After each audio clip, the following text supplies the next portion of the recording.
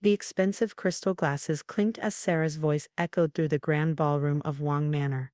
Our extended family members stopped their conversations mid-sentence, turning to stare at the spectacle unfolding before them. I stood quietly in my deliberately worn clothes, faded jeans, and old sweater with carefully crafted holes and scuffed sneakers. My unwashed hair was tied back messily, and I wore no makeup. To anyone looking at me, I appeared to be exactly what Sarah claimed, a beggar. Look at her, Sarah continued, her designer dress sparkling under the chandelier lights. She's embarrassing us at our own family reunion. Security, remove this vagrant from our property.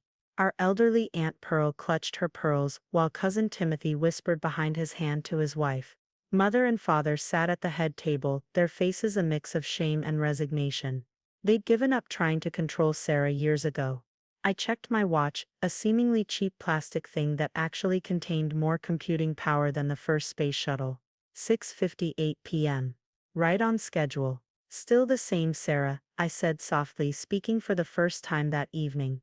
Always so concerned about image. How dare you speak to me that way? Sarah advanced toward me, her diamond bracelet catching the light. Do you know who I am? I'm the CEO of Wang Enterprises. Actually, she was the interim CEO. But we'd get to that detail soon enough. Oh, I know exactly who you are, sister dear, I replied, my voice carrying clearly across the now silent room. The question is, do you know who I am? On cue, my phone rang. I pulled it from my pocket, putting it on speaker.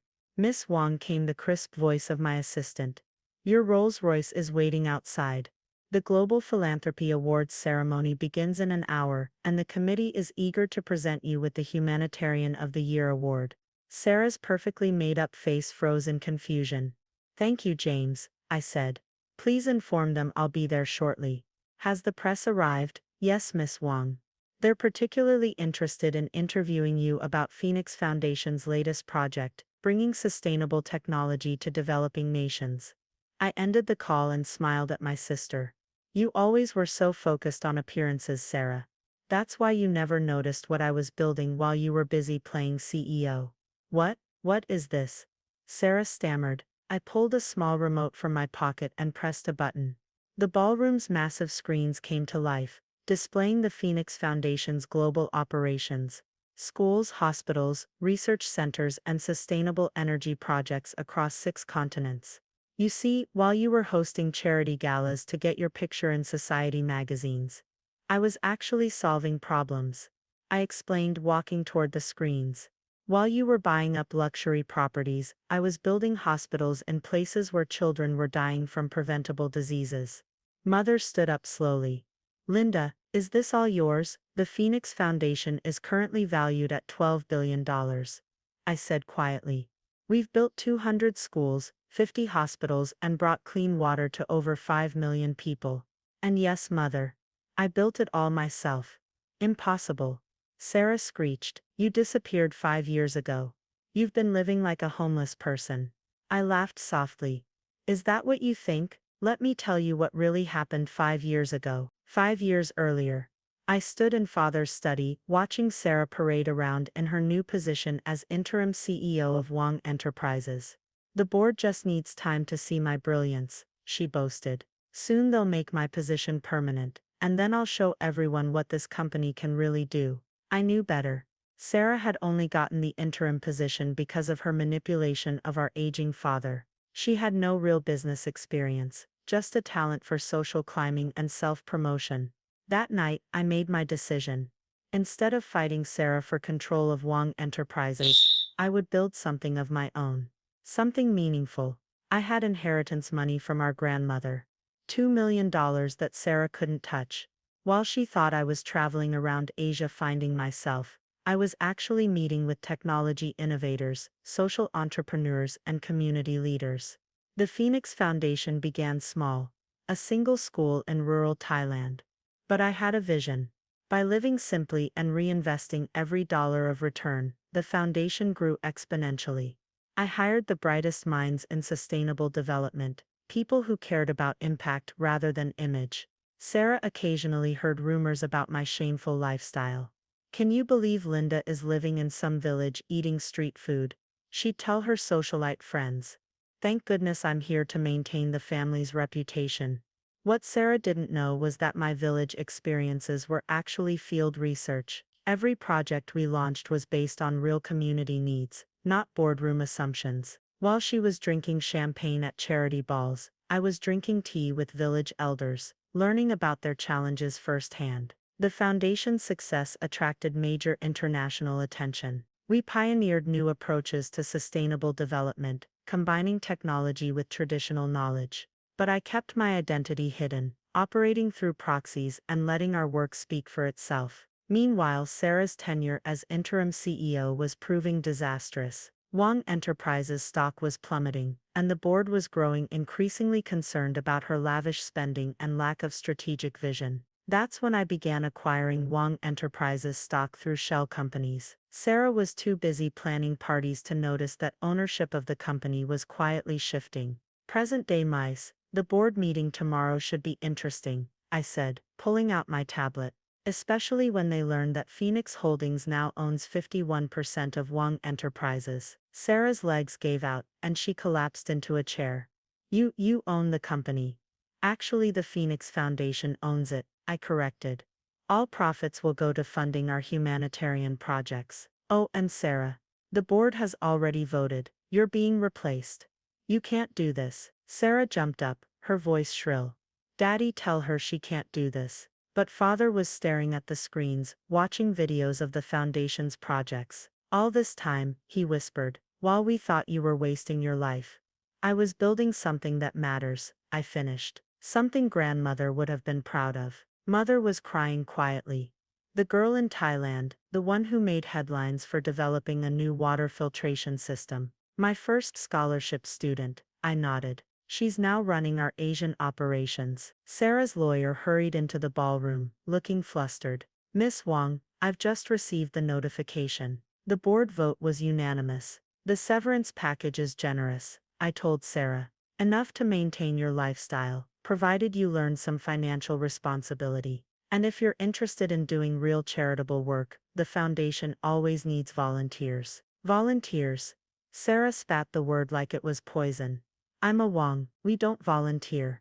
Not anymore, I said firmly. The Wang name will stand for something different now, something real. Security appeared at my gesture. Please escort Miss Sarah out, and make sure she doesn't take anything that isn't personally hers. As Sarah was led away, still screaming about family loyalty and betrayal, our cousin Timothy approached me. Is it true, he asked quietly, about the scholarship program for underprivileged students? I smiled, recognizing the hope in his voice. Timothy had always wanted to teach, but had been pressured into investment banking by the family. We're opening 10 new schools next year, I said. We need good teachers who understand both education and finance. Interested, for the first time in years, I saw my cousin's face light up with real joy. Mother and father joined us, both looking somewhat shell-shocked. Linda, mother began, we've been such fools. All this time. It's not too late, I said gently. The foundation has plenty of work for anyone willing to help.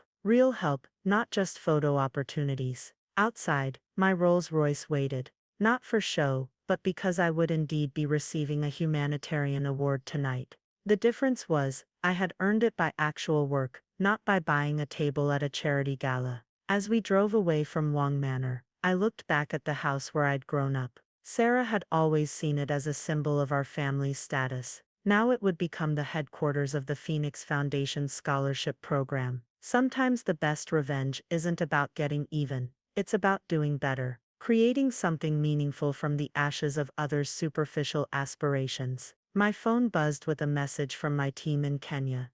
Water purification plant online. 50,000 people now have clean drinking water. I smiled, thinking of Sarah's face when she realized that her worthless beggar sister had built something more valuable than all her designer clothes and society connections combined. The real work was just beginning. The morning headlines screamed, Wang Enterprises shake-up, hidden billionaire philanthropist takes control. Sarah's carefully curated social media accounts were flooded with comments about her very public downfall. Meanwhile, the Phoenix Foundation's story was inspiring millions. I sat in my new office, Sarah's former domain, reviewing project proposals. The space had been transformed from its previous showcase of excess into a practical workspace. Gone were the gold-plated fixtures and crystal decorations, replaced by sustainable materials and smart technology. Miss Wang, my assistant James appeared at the door. The board members have arrived for the transition meeting. I straightened my blazer, expensive but understated, like everything in my newly public life. And Sarah, waiting outside with her lawyers, she's not taking it well. The boardroom fell silent as I entered.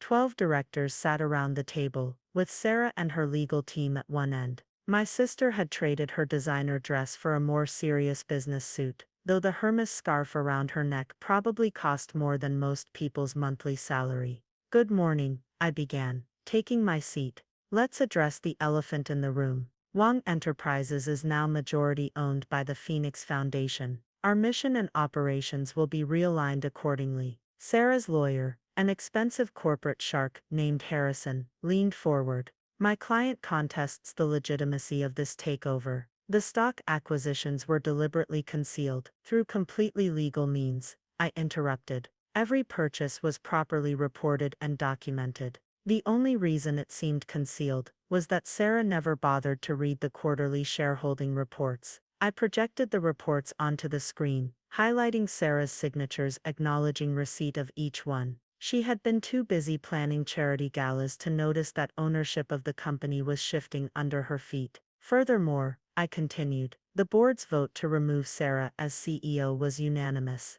Would anyone like to explain why?" Bernard Chen, our longest-serving director, cleared his throat. "Under Sarah's leadership, company profits dropped 40%.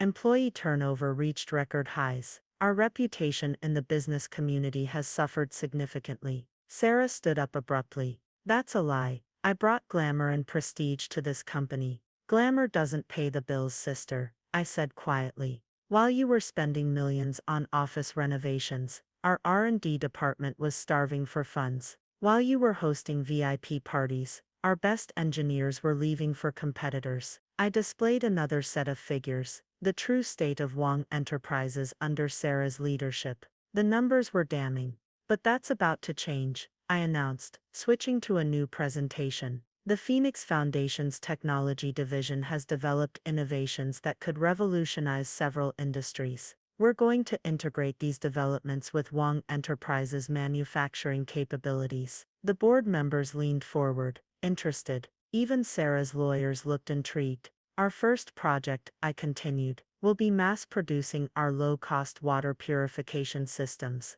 We'll create jobs, generate profit, and help solve a global crisis simultaneously." For the next hour, I outlined the new vision for Wang Enterprises. We would maintain profitability, but with purpose. Every project would have both business and humanitarian goals. "This is ridiculous," Sarah finally exploded. "We're not a charity." "No," I agreed. "We're going to be something better. A company that proves doing good and doing well aren't mutually exclusive." The board voted unanimously to approve the new direction. Sarah stormed out, her lawyers trailing behind with concerned expressions. Later that afternoon, I found Mother waiting in my office. She looked different, humbler somehow. "I visited one of your foundation's local projects this morning," she said softly. "The community center in the old district. I had no idea. The center was one of our first local initiatives, a place providing education, healthcare, and job training to underprivileged families. We'd opened it quietly, without fanfare or press releases." Yes.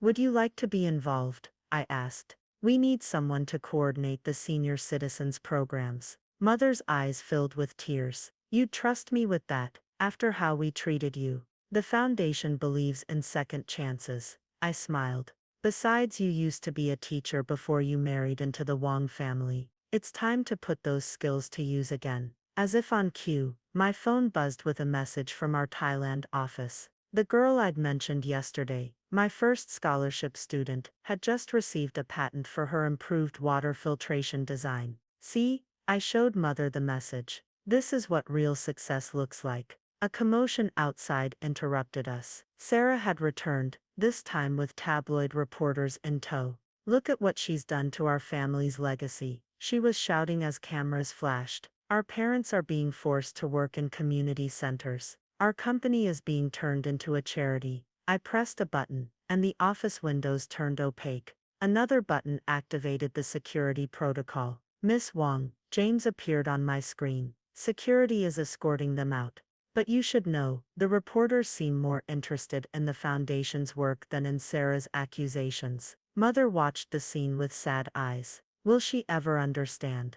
Maybe not, I replied, but that's her choice. The next few days brought a flurry of changes. Wong Enterprises stock actually rose as investors responded positively to our new direction. Sarah's social media meltdown backfired, as people contrasted her complaints about losing status with stories of the Foundation's impact. Timothy, true to his word, joined our education division. His banking experience proved invaluable in creating financial literacy programs for our beneficiaries. A week after the takeover, I received an unexpected visitor, Sarah's teenage daughter, Sophie. Mom's drinking a lot, she said bluntly, sitting in my office. She keeps talking about revenge and family betrayal. But, I've been reading about your foundation. The real stories, not Mom's version. I studied my niece carefully. Sophie had grown up in Sarah's shadow, pressed into the same mold of superficial perfection. Would you like to see what we really do? I asked. That afternoon, I took Sophie to visit our projects. She met students learning coding, elderly residents teaching traditional crafts, and young entrepreneurs developing sustainable businesses. This is amazing, she whispered, watching a group of children learning robotics in what used to be an abandoned warehouse. Why didn't Mom ever tell us about this?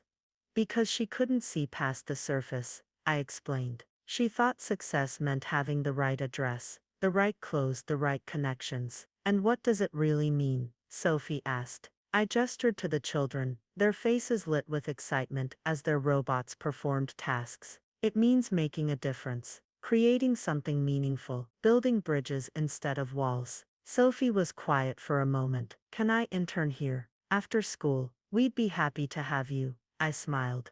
But your mother won't like it. Maybe it's time I stopped caring so much about what Mom likes. Sophie replied with a determination that reminded me of myself at her age. As we drove back to the office, past the neighborhoods where our projects were slowly transforming lives, I thought about legacy. Sarah had tried to protect the Wong name by wrapping it in glamour and exclusivity. I was rebuilding it through service and innovation. The question was, which version would history remember?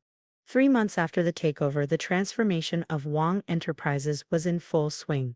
Our first mass-produced water purification systems were rolling off the production lines, and orders were flooding in from governments and NGOs worldwide. But Sarah wasn't finished trying to save the family name. I was reviewing project reports when James rushed into my office. Miss Wong, you need to see this. Sarah's holding a press conference. On the screen, Sarah stood at a podium in front of what remained of her society friends. Her appearance was immaculate as always, but there was a wild desperation in her eyes. My sister has destroyed our family's legacy, she declared. But I have evidence of her deception. The Phoenix Foundation is a fraud. I watched calmly as Sarah waved a folder of documents. She's been manipulating financial records, hiding losses. I have proof. James looked worried. Should we respond? No need, I replied, checking my watch. Just wait. Right on cue, Sarah opened the folder and froze. Instead of the damaging documents she expected, she found detailed records of her own financial mismanagement during her CEO tenure. Every questionable expense, every failed vanity project, every misappropriated fund, all meticulously documented. I knew she'd try something like this, I explained to James, so I had her office swept before she left. The real documents were replaced weeks ago. The press conference devolved into chaos as reporters began asking Sarah about the evidence she'd inadvertently presented against herself. She fled the podium, leaving her lawyer to handle the fallout. Later that afternoon, Sophie appeared in my office. Mom's having a breakdown, she said quietly. She's talking about moving to Europe to escape the shame. I sighed. How are you handling all this? Actually, I wanted to show you something. Sophie pulled out her laptop and opened a presentation. It's my proposal for a youth mentorship program at the foundation. connecting privileged kids with underprivileged ones to work on community projects together. I reviewed her proposal, impressed by the thought and research she'd put into it. This is excellent work, Sophie. You've really considered the psychological and social aspects. I kept thinking about what you said about building bridges. She smiled. Maybe if Mom had learned these lessons when she was young. A notification popped up on my screen. Our Thailand operation had just completed its 1,000th successful water installation. The scholarship student who'd started as a shy village girl was now leading a team of engineers. Would you like to head up this youth program? I asked Sophie. It would mean standing up to your mother's expectations. I'm ready, she said firmly. Someone needs to break the cycle. That evening, I visited our parents at the community center. Mother was teaching an English class to elderly residents, her face animated in a way I hadn't seen in years. Father sat in the corner, helping a group of children with their math homework. Linda, Mother called out when she saw me. Come meet my students. The elderly residents greeted me warmly, sharing stories of how the center had changed their lives. One woman proudly showed me photos of her grandchildren now attending university on Phoenix Foundation scholarships. You know, Father said as we walked through the center later. I always thought legacy meant passing down wealth and status. But this is a different kind of inheritance. A commotion at the entrance interrupted us. Sarah had arrived, looking disheveled despite her designer outfit. Come to see how low our family has fallen, she sneered, gesturing at the modest surroundings. Our parents working like common teachers. They're not working, I corrected. They're contributing. There's a difference. Look around, Sarah. Mother said quietly. These people have something you never understood. Dignity. Purpose. Purpose. Sarah laughed bitterly. Was it purposeful to humiliate me? To destroy everything I built? What exactly did you build, Sarah? I asked. Show me one thing that made the world better, not just more impressive looking. She opened her mouth to respond, then closed it again. The offer still stands, I continued. There's meaningful work here if you want it. Real accomplishments, not just social media moments. For a brief moment, something flickered in Sarah's eyes. Perhaps recognition of the emptiness of her previous life. But then her walls slammed back up. Keep your charity, she spat. I'm leaving for Paris next week. At least there, people understand class. As she stormed out, Sophie stepped out from behind a classroom door. She'd heard everything. I'm not going with her, she announced. I'm staying to run the youth program.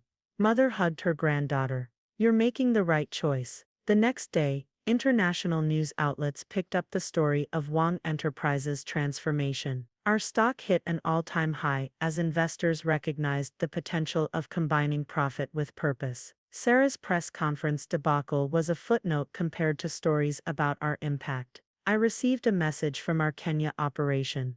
The first batch of locally produced water purification systems had been installed. Attached was a video of children drinking clean water for the first time in their lives. This is what matters, I told Sophie as we watched the video. Not the size of your house or the brand of your clothes, but the lives you touch. Sarah left for Paris the following week, but her departure felt more like a beginning than an end.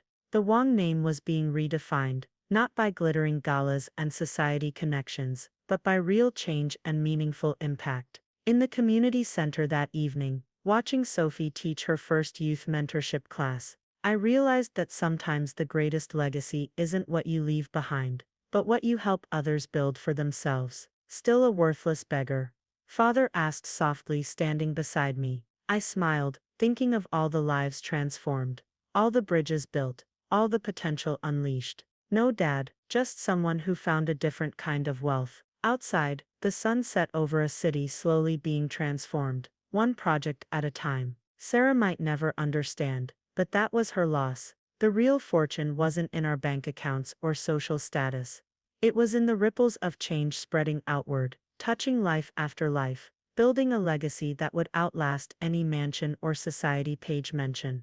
That was worth more than all the designer clothes in Paris. 1 year later, I stood on the stage of the United Nations General Assembly, preparing to address world leaders about the Wang Foundation's global impact. In the audience, Sophie sat beside her grandmother, both beaming with pride. Father was back in Hong Kong, overseeing the opening of our newest education center. Sarah watched the live stream from Paris. I knew because she still monitored everything I did, though she'd never admit it. Her carefully curated social media showed a life of luxury, but her eyes in recent photos told a different story. The true measure of success, I began my speech, isn't in what we accumulate, but in what we enable others to achieve. The screens behind me showed images of our projects: children in newly built schools, communities accessing clean water, young entrepreneurs launching sustainable businesses. Each image represented thousands of lives transformed. A year ago, someone called me a worthless beggar, I continued, drawing knowing chuckles from those familiar with the story. But what is worth? Is it measured in designer labels and social status? Or is it measured in lives improved, in potential unleashed? In the front row, Sophie nodded. Her youth mentorship program had expanded to 12 countries, breaking down barriers between privileged and underprivileged young people. She'd found her calling, far from the shallow world her mother had planned for her. After the speech, during the reception, my phone buzzed with an unexpected message. From Sarah. The Children's Hospital in Paris. That was you, wasn't it? I smiled, remembering the project we'd quietly funded in Sarah's new hometown. We never put the Wong name on it, but of course she'd figured it out. The door is still open, I typed back. Whenever you're ready. 3 days later, Sarah appeared in my office. She'd lost the designer armor, wearing simple business attire instead. Her face showed the humility I'd never seen before. I've been volunteering at the hospital, she said quietly. Just reading to the children. Nothing important. Everything that helps is important, I replied. I watched them playing with those special tablets your foundation developed, she continued. The ones that help them learn while they're recovering. I kept thinking, I could have been part of that. Instead, I wasted years trying to impress people who didn't matter. I pushed a folder across my desk. The foundation is launching a new program for pediatric rehabilitation. We need someone to coordinate between hospitals in Europe. Sarah's hands trembled as she opened the folder.